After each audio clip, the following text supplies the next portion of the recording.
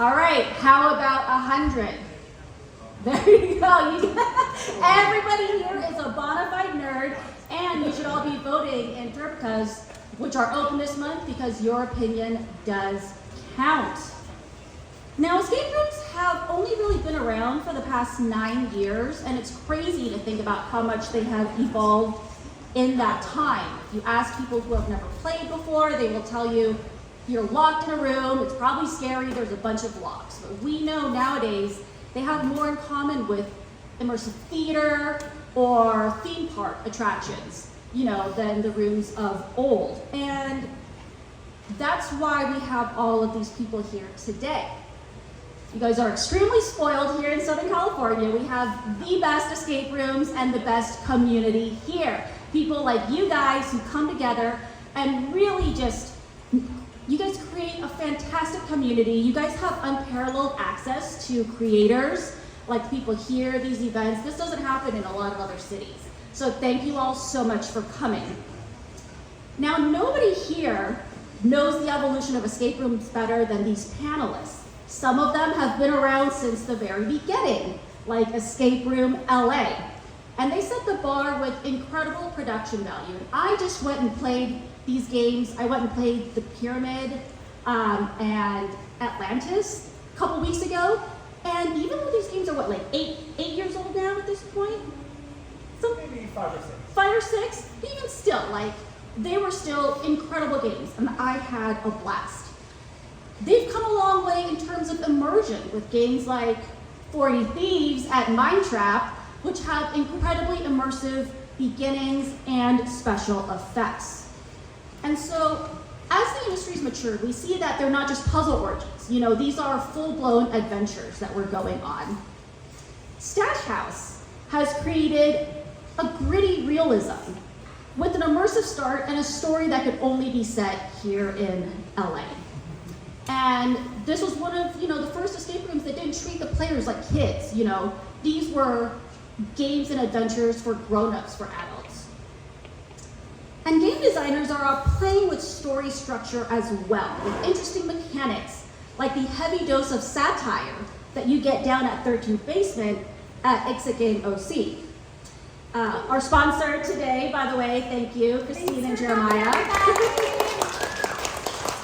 And I really think it's a sign of the maturity of this industry that we're able to have games that are parodies. There's enough people now that are hardcore enthusiasts like you guys that appreciate the subtleties of the jokes and the humor that they've put into their games. So I'm gonna start this panel soon. And I'm gonna have them all introduce themselves. John? Hi everyone, I'm John Hennessy from Escape Room LA. You want me to say a little bit about Escape Room LA? We're coming up on our 9th year. Next month is going to be our 9th year. We are in downtown LA, which is where we've been since we started with The Detective, which many of you may be familiar with, even if you haven't played it. Unfortunately, we don't have that game anymore. We have Atlantis and the Pyramid, as PG said, and we're working on a new game that's going to be opening in about 2 weeks called Black Dragon. I'm Vincent. I recognize a lot of people here, which is a good thing. I couldn't wear a shirt that had any one company's logo on it because I work with so many. I've built games at Mine Trap, Escape Games at the River, about a dozen other companies around the country. The last 6 years or so, I focused strictly on game design and building. And then as of last year, I'm one of the owners at Breaking Point up in Rancho Cucamonga. And I'm actively working on God knows how many other things. I'm Tony Hutton from Stash House. I also do a lot of freelance work as well. So I work with games around the world, stuff with Disney, with Google, with Amazon, a lot of marketing and brand activations for movies and films and TV and video games that work all over. But escape rooms and live action entertainment are still where I really like playing. I'm Christine Barger Lutz. My husband and I have Exit Game down in Anaheim, not too far from here. And a lot of you probably knew me before we started working at our own escape room, having our own escape room, as the Haunt Girl, where I've been blogging and covering escape rooms since like the beginning of the basement. And so our game, 13th Basement, is a love letter to the community because we're enthusiasts first. And we even included the basement, our first game, in part of the name of our game. And 13th, because, you know, it's a horror game and everybody's 13th something. So we're 13th Basement. I'm just gonna pause real quickly. There's a little bit of standing room here. If anybody wants to take this time to jump up here, you're welcome to. If you want to scoot forward, Or scoot forward. you guys are comfortable, okay? Cool, just giving you an opportunity. One chair. All right, I'm gonna start off a few individual questions. So John, you have been in the escape room industry from the very beginning. And as the landscape has evolved, what things have gotten easier and what has gotten harder? You can tackle this question however you want in terms of running the business or designing games or building the set. Okay. The thing that's gotten harder for us is there's no brand recognition anymore. People used to come to Escape Room LA because they knew we were Escape Room LA, they knew what our games were, and some of you have been around for a while probably have had that same experience. But now, people, you know, we get phone calls all the time where people just say, is this the one in Glendale? Is this the one at the mall? You know, they just think of escape rooms in general as being all connected to each other. And that's really challenging from a marketing standpoint. Because we've put a lot of work into, getting our name out there, and now people don't really care about the name; they just care about the location, maybe more than anything, which is somewhat understandable. So I think that's a really a big change that is a big challenge for us. What has gotten easier is because I've done it before so many times, I know what to expect now, so I don't freak out. Like, we're building this new game, and now I know that everything's going to take longer than I thought it was going to take. I know everything's going to cost more than I budgeted, but it doesn't freak me out like it used to. Like when we did the first game, after a week when nothing was built in the room, I was like, where is everything? Why isn't everything here? And now, I just know that's how it goes. So experience makes things easier for sure. Thank you, John. Tommy, we've been lucky enough to travel together, playing escape rooms in many different cities, and even in different countries. And on the podcast, I talk a lot about regional flavors, which is hard to see if you've really kind of only played in LA, which there's a lot to do. You don't even ever have to leave, unless we're crazy like us and play 50 plus games, all within a 20-mile radius. But LA is known for some things like we're actually very heavy towards towards horror immersive games, and the flyer culture here. I thought this was everywhere, but it's not. It's really unique to the LA scene, and again, that's due to the fantastic community between owners and also the players. But if you had anything else to say about the regional flavor of the LA scene, and if there are any trends or takeaways from other cities that you've experienced that you'd like to see more escape rooms embrace. No, that's a good point. I think people take it for granted if you're out here that this community is very collegial and doesn't want to kill each other. A lot of cities have really toxic relationships, which is unfortunate because when companies, get into a fight over who opened first or, who has a right to use this theme or not, it gets really toxic. And it's unfortunate to see the impact it has on a city. New York City, for example, has a very famous toxic landscape for ownership, which is unfortunate because, it's stronger when everyone works together. The idea that people don't differentiate companies anymore and individual owners can funnel people to really quality games, especially knowing that we have pretty much every flavor of game here. So if people have family or want to play with a large group or like a certain theme, you can funnel them to the right company, knowing they're going to be in good hands. And I think that as an owner, really, I take for granted because you can send them to dozens of companies around the entire area and people will have a good time and want to become enthusiasts because the quality of game is here. There are obviously smaller markets where there's one or two good shops and that's it. And people are like, I want to play more. And you're like, go to a different city. But out here, it's like, you're going to be busy for the next year. And I think other cities are learning from LA, which is actually great. I don't think there's a lot of trending stuff that would come that we can borrow from, because I think LA just happened to get it right.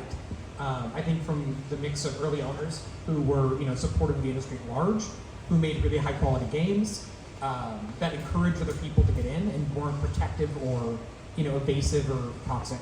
So I think that created a really strong foundation in the very fertile ground. And I think other cities are learning from that. That if you have a couple of really good owners in a city that's just starting out, you're able to start really creating that landscape that people get inspired by you or work for you, go somewhere else, create their own game. It's not necessarily competition. If you now have a market that people are traveling to play all these games. All right, thanks, Tommy. Vincent, with games like the much celebrated 40 Thieves or the notorious Arena, Mindtrap has really become known for pushing the envelope when it comes to total immersion and playing with some really unique mechanics and gameplay elements. So what are some of the challenges that comes with taking a risk like that and trying to create something unique? I think you should tell everybody what Arena is known for in case they don't know. Who hasn't played Arena? Go now. Without spoiling it. It's a shocking experience. That's so overplayed. There's a little prick on your neck the whole time. As far as the difficulty goes, Nathan and Emma at Mindtrap have obviously given me a very beneficial and easy job of coming up with hundreds of puzzles in the same 10-mile radius. So having to push the limits and do different things like that is almost a necessity at this point. Obviously, 10 games, 5 years, building a lot of stuff takes a lot of thought process, and coming up with interesting ideas is something we pull from everywhere. Not just other games that we've played. Sometimes we see something in a game that we play and we really like it and we want to modify it. Other times it's we're watching a TV show after being at work for 16 hours, and that's how we get it. Or other reasons, I just stepped on a nail and I thought it'd be fun to throw it in a game. Thank you, Vince. Christine, I know you're the baby of the group with the newest company, but you have been covering the escape room and the haunt scene for a very, very long time. You have made some really deliberate choices in your escape room that's a departure from the norm. Like, not only do you allow people to bring their phones into the games, you actively encourage them to take photographs, to video, to film TikToks in there, which I thought was really refreshing. What are some other changes that you think the escape room industry should be adopting as a whole? I 100% think everyone should allow your guests to market for you. There's no reason, if you have a beautiful game that you spent all this work and time on, that you wouldn't allow them to take photos. They're not trying to spoil your puzzles, I promise. Everyone is very precious about their puzzles and their set design, and I get it. You put a lot of time into it, I know, we did, but let people take pictures. They're marketing for you. I think that the businesses of escape rooms are becoming personalities online, and it's the only way to stand out and differentiate ourselves from other companies. Like John was saying earlier, that we have a lot of people who are like, escape rooms that are close by, I'll play this one. But one of the things that I know works for us and works for other companies like NW Escape up in Portland and The Escape Game, and there's several, but we've become personalities on social media. And so we have people who will drive a couple hours to play our escape room who've never played an escape room before, specifically because we are who we are. And we allow that. Other changes, I think that it's going into much more immersion. Everybody's getting away from those craft boxes with locks on them in an office with Sudoku puzzles. I think the industry should be going that way. Yeah, I think that everybody's really working on trying to find their own voice and make their own identity in order to stand out and get the business, at least in our community, because there are so many people nearby. And I think that that's a really important thing that's happening now. All right, thanks, Christine. Now I've got a few general questions, so feel free to jump in if you've got a viewpoint that you want to express. As we've been talking about, we've been seeing escape rooms morph and start to incorporate elements like immersive theater with actors, or like video games with replayability and scoring and competition and things like that. So what's a trend in escape rooms that really excites you?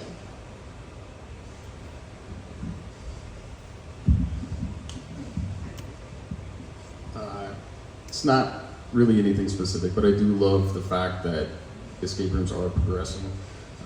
If we were still stuck in the locks and boxes and keys era where everyone has that in every one of their games and they're not trying at all, I'd probably be bummed out right now, to be honest. But as you said earlier, LA is very special as far as how much money people invest in their games, right? Escape Room LA, I haven't even played your games yet, and I know that you invested a ton just by the pictures that I've seen online. So, and rent is not cheap for Tommy in that game, not even a little bit. So I factor that into the cost, and I'm glad that owners are progressing that way.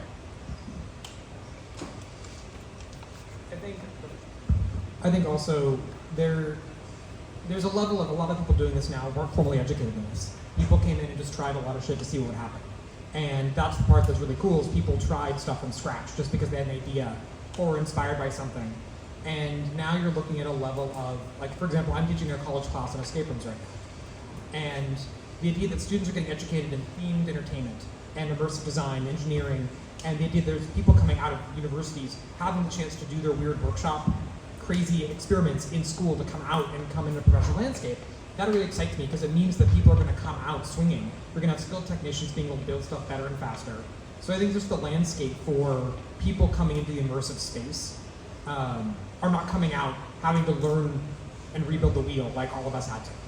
I think people are coming out at a much higher point, and plus they're coming from inspiration, seeing games that are out there now, and seeing that as their first game. Where I think a lot of us, when we played our first games, it was a locked drawer in an undecorated office. And when that's your first game and you're new to the concept, that's amazing.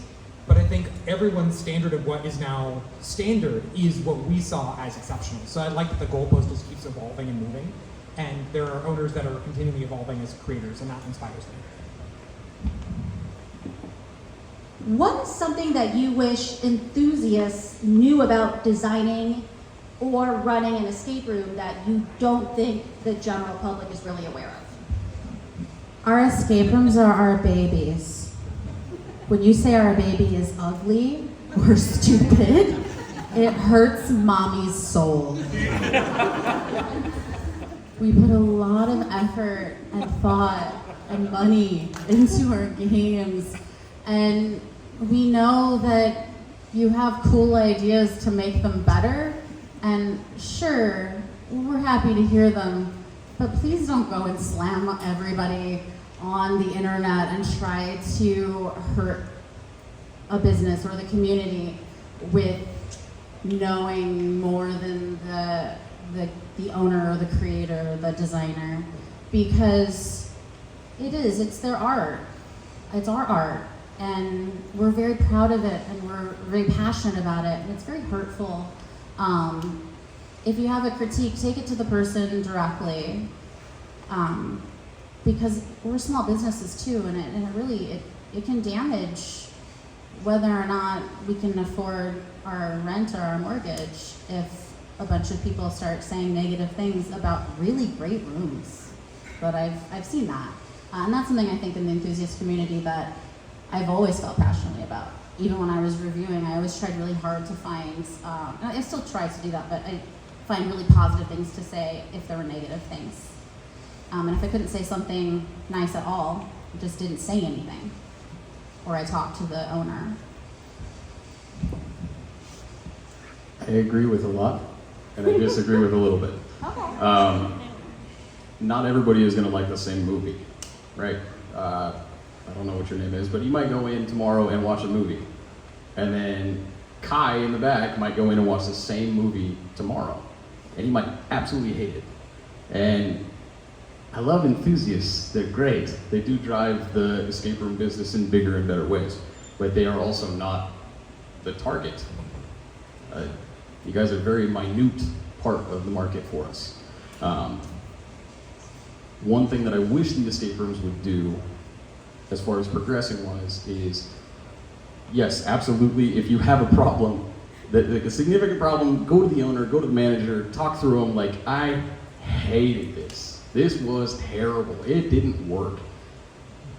Don't go slam them on Yelp. But on the other end of the spectrum, if we don't have reliable reviews to go to, whether it be on Morty or Yelp or TripAdvisor or Google, if you don't have reliable rooms to go to, you won't know which $40 room to play, because they're all still priced the same. The good ones as well as the bad ones. The locks and boxes are still $40, the same as the ones that put $200,000 into them. Again, not everybody's gonna like that $200,000 game, but we do need accurate reviews, and we need people to actually try. So, if you do go play a game and you have something bad to say, talk to the owner first, because if they haven't seen it, they don't really deserve to get slammed for it, especially in a new game. I don't disagree with that. I just am more talking about really nitpicky little things that are like beautifully done games, and there's a need to find something wrong with it. Yes. You don't need to. And on that note, I still want to encourage everybody here also to review the games. Like they said, you guys are the most experienced ones. Your opinion matters more to me than someone who's only played 1 or 2 games, right? Honest reviews. Honest reviews. I want to hear everybody here vote. You know, if there's awards going out, vote, write reviews. This is how we create a better community and improve the games that are out there. So, what is something that you wish the escape room industry in general would get rid of? Are there any trends, you know, besides the obvious, you know, lock, things like that, but is there anything that you kind of think this should go by the wayside? We're moving on to bigger and better.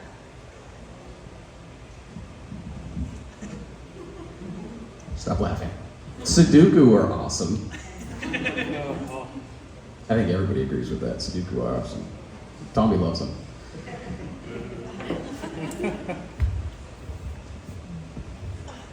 This is coming from a loving place.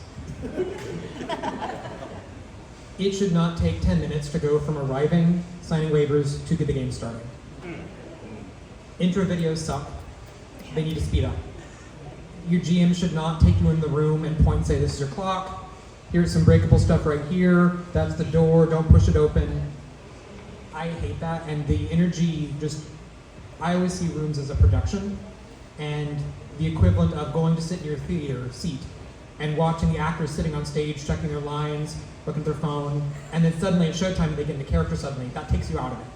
I want the curtain to go up and I want lighting, or I want something that pulls me into the room that pulls me in. It's the cheapest, easiest way to boost energy in that game, and doing a rules video that is more than a few minutes is already going to fall out of my brain if I'm first timer. And if I'm a 30th or 100th timer, I'm not paying attention anyway.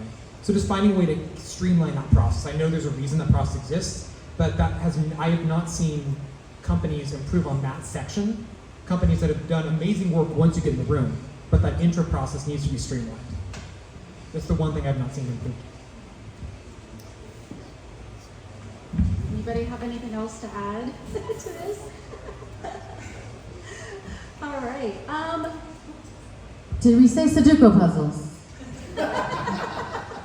And magic squares. I love them. You love stepping on nails and being shocked.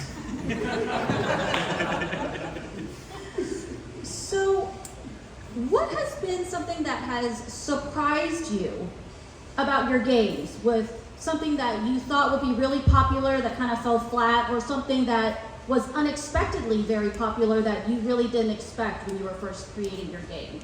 Does anybody have anything unexpected like that? Well, the thing that continues to surprise me is I will create a puzzle and think, okay, this is going to be super easy. In our last game, Atlantis, right? I have this puzzle in Atlantis, and I told all the staff when we were doing staff training, this is like the easiest puzzle in any escape room anywhere in the world. And it's the one puzzle in the game that people constantly struggle with and almost always need some kind of clue about. And that continues to happen to me, and it's just so interesting. People ask, I'm working on a new game, and people ask, well, how hard is it going to be? And I have no idea how hard it's going to be until people start playing it. I don't think it's going to be particularly hard, but I've been wrong in the past, and I'll probably be wrong again now. So yeah, that's one thing for sure.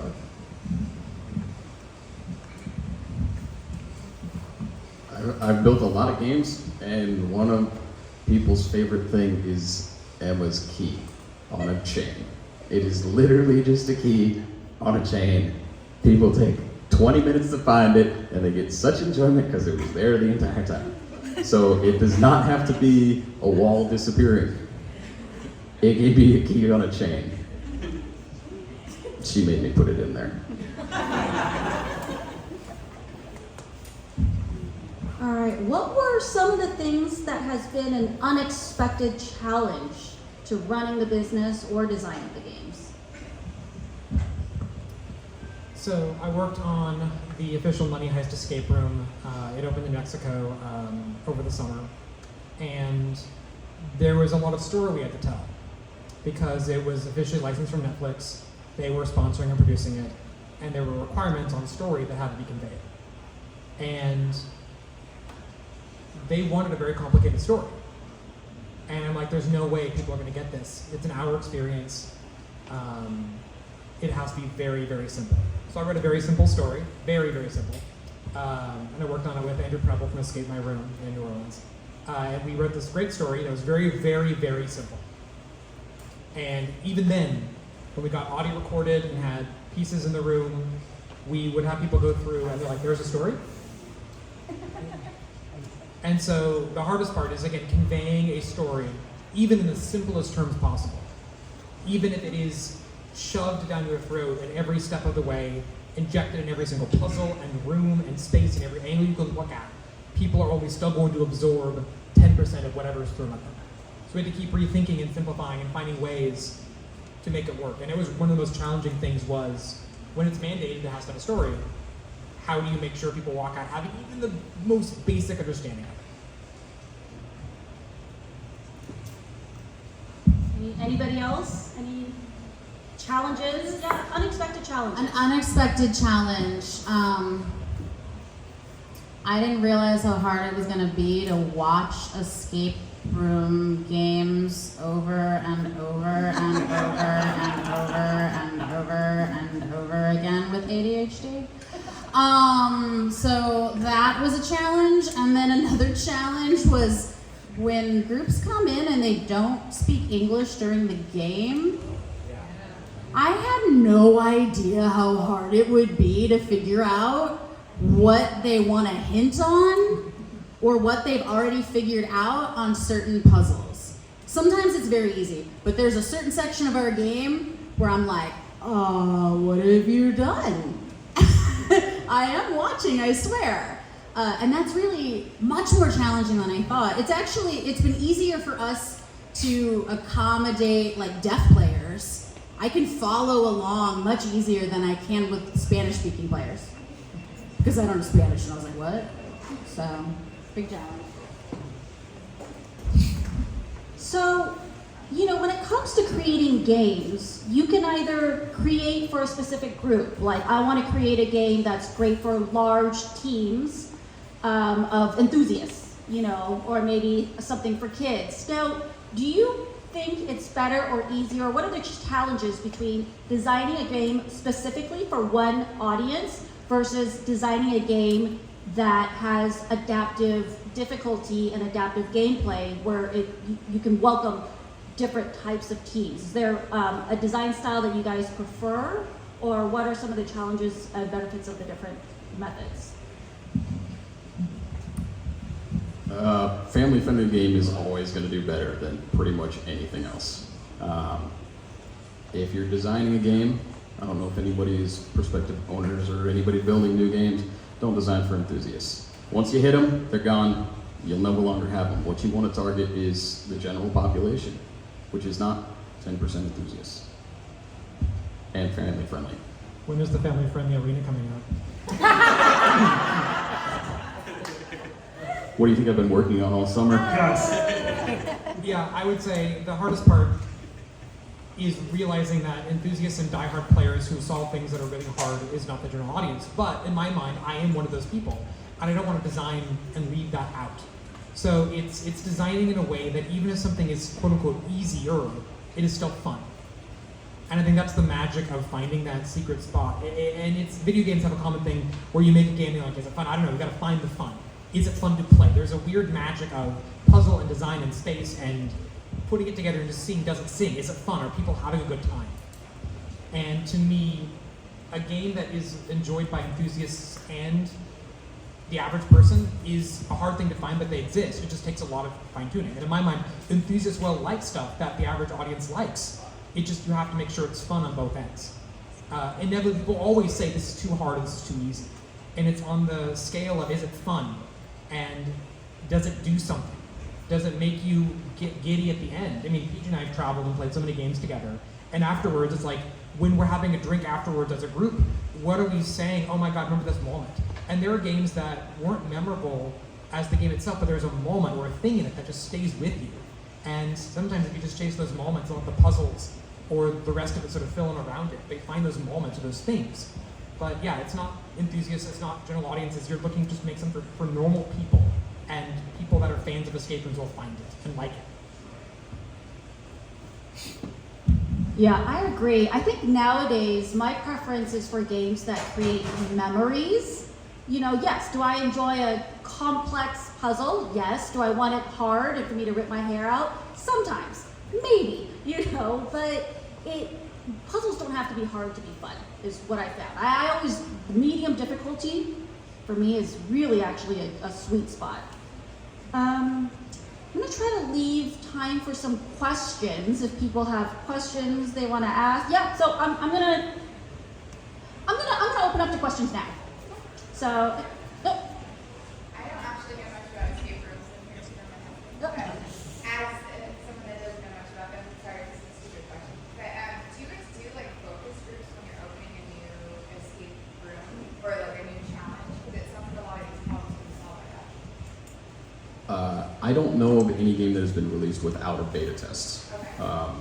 Oftentimes that beta test process is, well, it depends on how much experience somebody has. So if somebody is brand new to escape rooms, they might drag out that beta testing process for weeks at a time before they ever let a paid group go in there. I've put a lot of games out there at this point, so my beta test process is probably a lot shorter than other people. But it's just a way that you can iron out simple things. Even the best game that you can possibly think of needed tweaks at the start. Needed timing changes as far as code in the tech. Needed, I've done a lot of things, and breakage is still a thing. I just don't think of things like that. Even something as simple as like, I'm a pretty big guy. Some things that are very, very easy for me to do, Emma can't reach. Or they're too heavy for a kid to move. Something like that. Those are the types of things that you pick up very, very quickly on when you get that first group in there. And it's not a paid group most of the time. A lot of what I'm hired to do for consulting is to come in and help people test, or basically iteration is a huge part of my job and what I teach. And the idea is, to me, testing doesn't start at the end of building. It starts when you have the idea. And I'll do paper play tests, D&D style, like a tabletop game, with my story and with basic ideas. And then I'll build stuff out of cardboard and test those out, and then put them together, and then put them in a decorated room, and then test. It's a way to verify that I'm building something in the right direction. Because cardboard and markers are cheap and easy, and they simulate that you're in the right direction before you build something. Because I've also been on the other side of it, where I've seen people spend a lot of money on a thing, and after done, it's like, whoops, that doesn't work. We gotta go back and redo this big complicated thing. That had they tested a very simple cardboard version of it, it would have worked. So to me, iteration is a huge part of that process that doesn't start, you know, at the end. It starts at the beginning, and it helps inform. The way I always like to see it is like you're carving a channel, and putting testers through it is pouring water to see if that channel works. Sometimes the water goes in a very different direction, and it's up to you to decide, do you keep carving out that channel to go where you want it to go, or do you see, wait a second, what they actually did is kind of more clever than I had to do. So now suddenly, their version of what they wanted to do is now what I'm going to chase. So you start going towards instincts of what players do, And then the last step is, yeah, your paid audiences are going to be your best testers. They don't know you. They don't care about you. They're paying money. They're entitled. Those are going to be the people who are keeping your business afloat. You're not going to get a real honest opinion, even psychologically, from someone until they're paying to do it as a customer. And that's where your final testing is going to be 2 to 3 months after you open. If you can survive that and make those changes, then you're good to go. Yeah. I would say, like, if you're like 80% of the players are solving it this way, maybe just make that your solution. Any other questions? I'm gonna pick plaid shirt. Hello, my name's Grant. I often feel like difficulty labels for games often don't align with my experience of a game or somebody else's experience of a game. And I know that potential customers, especially ones that haven't played a lot of games, they really grab onto the is this game easy, is it medium, is it hard? And I feel that right now, the way that difficulty is presented when it applies to a game, it's kind of arbitrary. And it's not super helpful all the time. And I was wondering if you all had any advice on how to talk about the difficulty of a game and how to decide what difficulty your game is, so that way when you're telling a potential customer that, it's actually useful to them and not just like, I thought the game was easy. What do you think? Okay, so what we do, we do have on our website, we have like difficulty 7 out of 10, 8 out of 10, but that difficulty is geared toward the general population, not towards someone who has played 50 or 60 escape rooms. But even then, it is somewhat arbitrary, and so generally when people ask, is the game easy or hard, we tell them what the escape rate is. And then they can kind of take that information and decide for themselves, you know, if the escape rate is about 60%, you know, in your opinion, is that an easy game or a hard game? So that's the way we've been doing it lately. The way people should describe their games too is not necessarily this is our easiest game, middle game, hardest game. What theme do you want? And are you going to have fun? And the answer should be yes on the fun part. Most games out there still have one game master to one game, which in my personal opinion, I think is the way it should be done most of the time. And even a game that is ridiculously hard, if you have a good game master, that game will still be fun and you will still get out on time. And you will get to experience the whole thing, which is something that you also want, right? You want players to experience the whole game. They don't want to be like, really, I missed out by 30 seconds of something at the end. That's personally how I like my games ran, and I like to run my games like that as well. We have our game listed as, I think, medium. For a new player, in general, our game is medium to hard. For enthusiasts, our game is mostly easy. Like 30 minutes easy. But hopefully still really fun.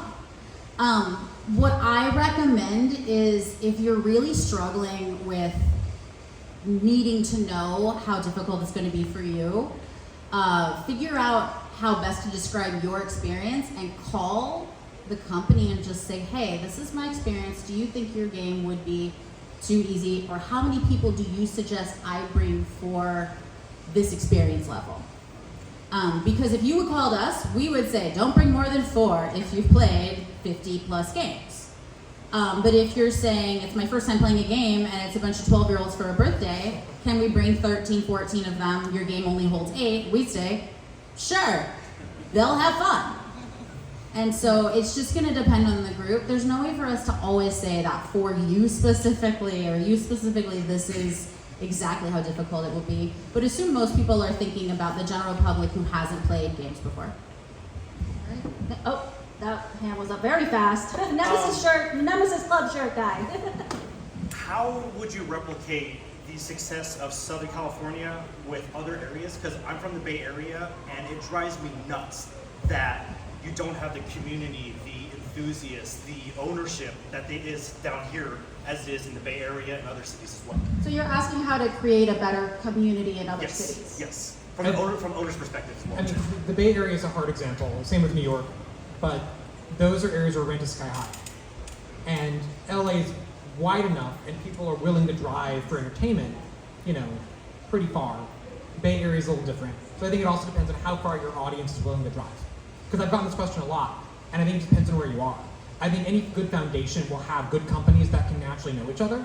And so, the guys at Trivium are super friendly. And, Chris at Palace Games is very friendly. And the two of them are great representatives of the industry. And it's just, the idea of actively curating an industry, we've been very lucky that we have Brian out here for a long time, we have Maddie and Luke, we have Christine, hosting these events, bringing the community together. Before that, we had industry nights where, I met a lot of folks here where we would just get beers and play each other's games. And I think being able to start that trend, if you're an owner, invite all the other owners over on a night you're closed and just start that relationship. Because organizing a thing is tricky, but just inviting people over to break bread and to connect as owners and just have drinks and make it nothing official, but just make it fun, I think is how you start. And then from there you can start organizing, but you need an influx of owners and people that are willing to keep that momentum going. But it's really just having drinks and spreading flyers and war stories. When we first started in the community, I was obsessed. Like obsessed. I think I mentioned it, ADHD, so when I hyper-focus on something, I'm focused. And I was like, ooh, I love this. The basement, ooh, what is this? What was it, Countdown back then? And I was like, oh, you should meet the people over at Crossroads. And then pretty soon, Brian and Maddie and everybody were hanging out, and we started meetup groups. That was kind of the beginning for the community aspect of it. Like they started a Facebook group, and we had all the owners together in that. And then we started an enthusiast group for our area on Facebook as well. But we started meetups, and it was, at the time, I was part of it, Maddie, and a couple of other people, and we would organize as often as we could, like a monthly meet at this bar, bring discounts, let's do a raffle, let's do trivia, like we're doing today, only we would try to do that. And as the community has gotten bigger and grown, and we've been supportive, and we can call each other up and say, hey, can you help?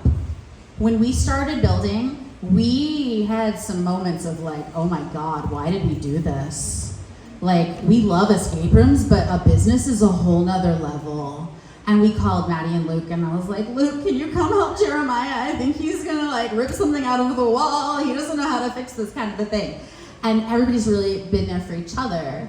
And I think that's really a big key part of it. And then find people who can take over the reins. I did not start this event.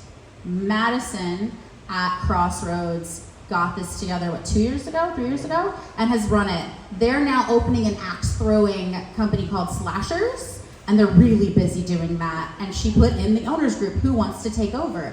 And Jeremiah and I looked at each other like, do we have enough on our plate? Nah, let's do this too. So here we are. But we've got great people helping, like Peih-Gee. Deb is a great example of an enthusiast in the community that really holds it together and puts together events and holiday events, and we have a holiday party, and we invite everybody and their staff. So it just feels super unique to Southern California for some reason, because like It takes a few champions. You gotta really work at it. yeah, It's not easy. yeah. It's like creating a big friend group and then making them all hang out. Force them in that jar. Force them to hang out. They're coming to game night.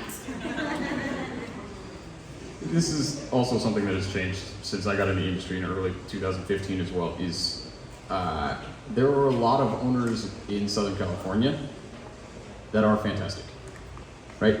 I have also played games in many, many cities that the owners are like, your money in the bank account. I don't care about you. The business down the street is competition. I've never viewed escape rooms as Roland runs trapped right down the road from Breaking Point. I'm not gonna fight him, he's not competition. I went over there and helped him, right? The more helpful people can be together, and the closer they can be as friends and as co-owners and enthusiasts, the better it'll be for the entire industry, which I think is what California has an abundance of, is a lot of very nice people that are truly enthusiastic about the escape room industry. This is our goal at Reality Escape Pod and at Recon, is to get owners to realize you're not competition. We can only play your games the one time, and a rising tide lifts all ships. So, but you know, it starts kind of at the community level, right? And so I would go back and just encourage like local meetups and things like that. Anybody else? We've got time for maybe 1 or 2 more questions. Yeah. Hi. First of all, thank you guys so much for doing this. Our daughter got her first job with Luke and Matt. She works at Crossroads. And I'm just fangirling right now with this whole experience. But I'm curious, how often do you change out escape games? Like, what's the average shelf life? And it probably varies. It probably varies based on the success.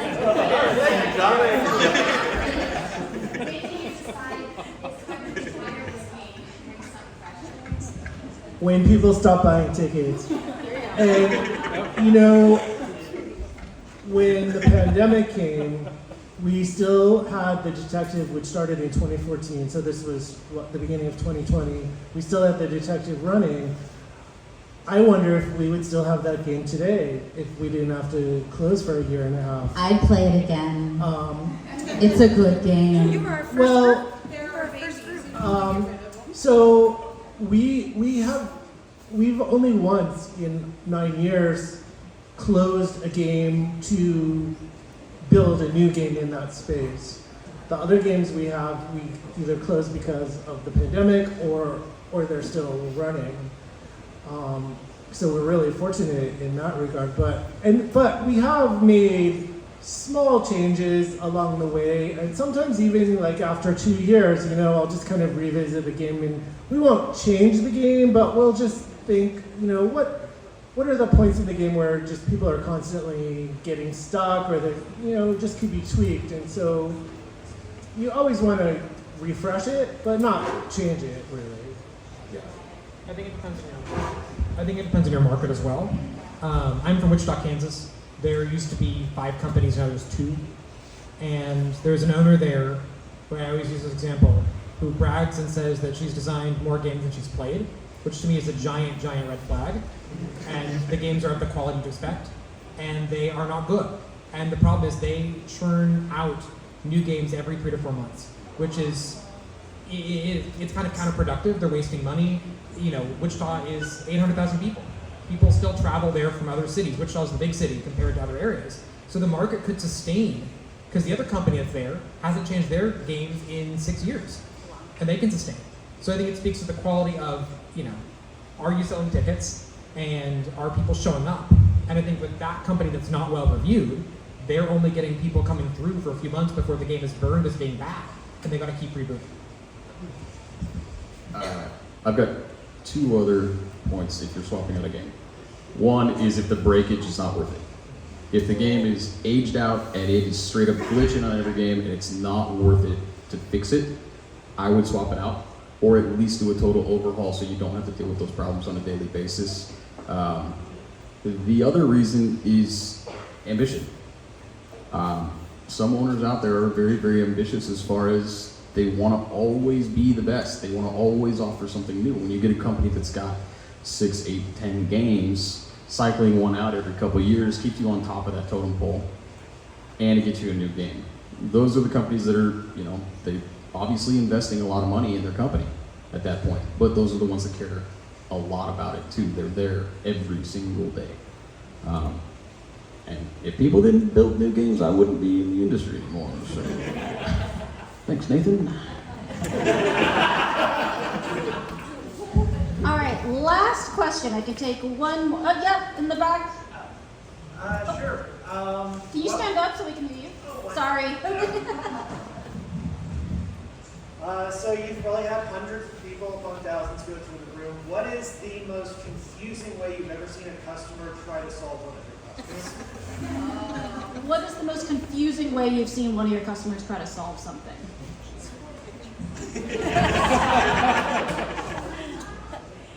I was that confusing customer. Who's played Whitmore at Breaking Point? Yeah, I tried to do the piano without lighting it up.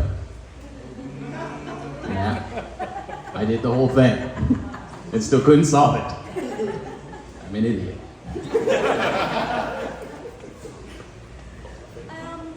All right.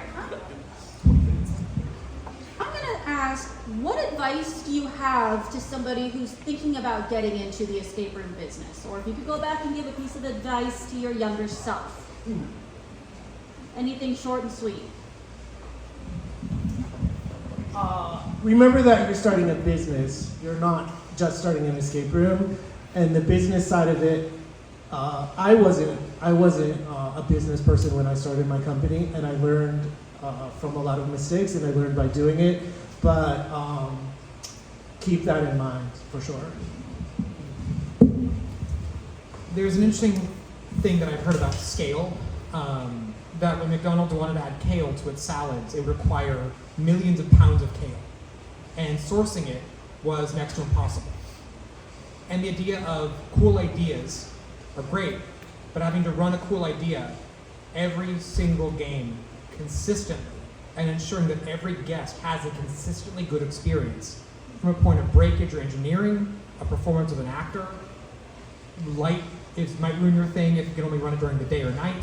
So thinking about the idea of a cool idea that has to be run over, it's not sexy, it's not fun. We love the cool moments that are like, wow, this is amazing. But it has to work and run every single time reliably. And if it doesn't, then don't do it. That is something that we don't get in the business for. You get the business for entertainment, but entertainment comes with a cost. And that's something that I think surprises people when they have these amazing ideas, but don't have the idea or wherewithal how it's going to be on a Wednesday at 2 when a group books last minute. Are your best performers going to be ready if you have actors in the game? Is your tech going to work? If it breaks, how long are you going to be down? And if people are playing a game that is less than what you're advertising or what people are expecting, are they going to walk out disappointed? Building the best game. If that is your goal, to be the best game that you can possibly play, you will go bankrupt. Short and sweet, if you try and be better than everyone else and be perfect, you will still see flaws in your games. Somebody will not like them. Don't try and be the best, just try and be good. Care about your product.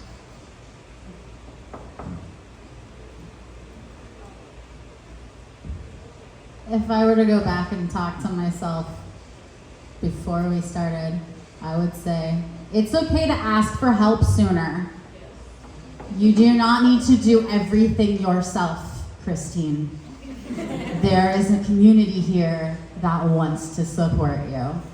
So just stop trying to figure it out and ask someone who knows the answer. 1000%.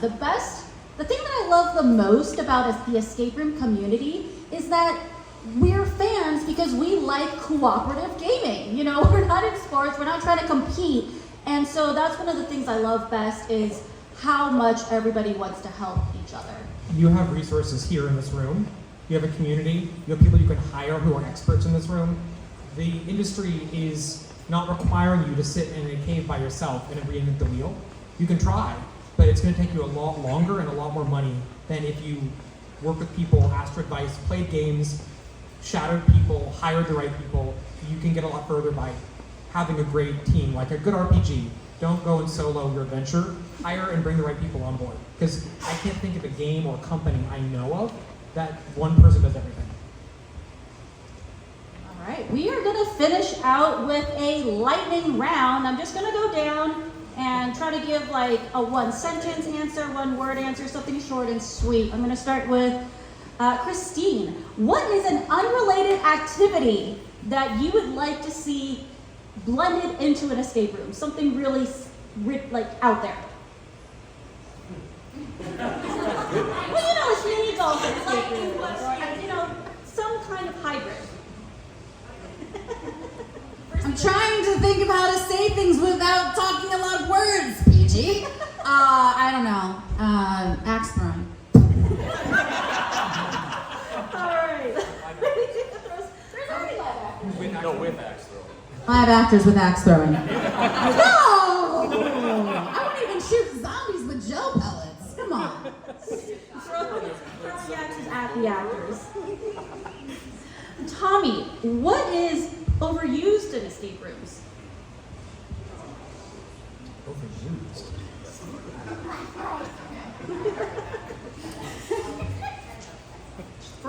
First thing that pops into your head. Searching.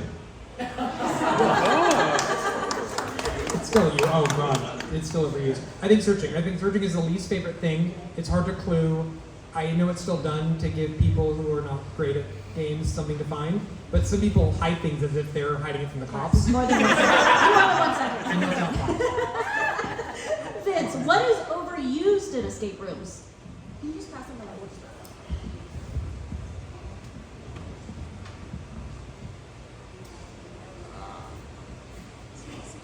We're really bad at this. Oh no, sorry. That was. I was gonna say. I repeated. Sorry. That's my bad. What do escape rooms need more of? Searching for sure.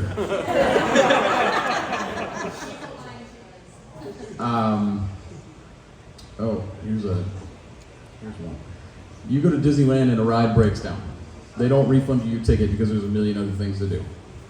You go to an escape room and you pay a lot of money to go into the room and something critically bad happens and your experience is blown.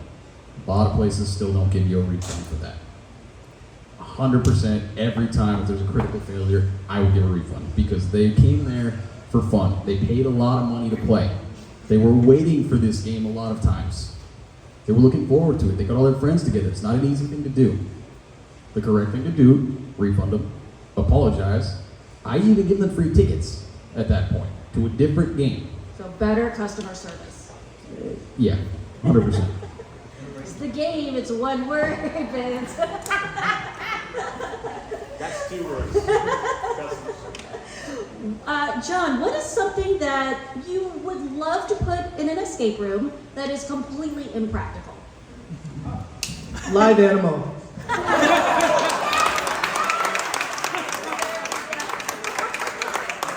All right, everybody, thank you so much to our panelists. Steve from Michigan, Tommy from Stash House. We've got Vince from Minecraft, and we've got John from Escape Room LA. I'm your host, Peih-Gee. And if you guys like these interviews, I do a ton of them on the podcast. I know we've got a great event coming up. We've got Kai doing trivia. There's going to be raffles, so stop by all the booths, and thank you guys for coming out. The podcast is repod. I've got a QR code. You can get links to all of the events that we put on. If you would like to do trivia, head out to the bar area. Kai will be getting that set up shortly. Inside bar area.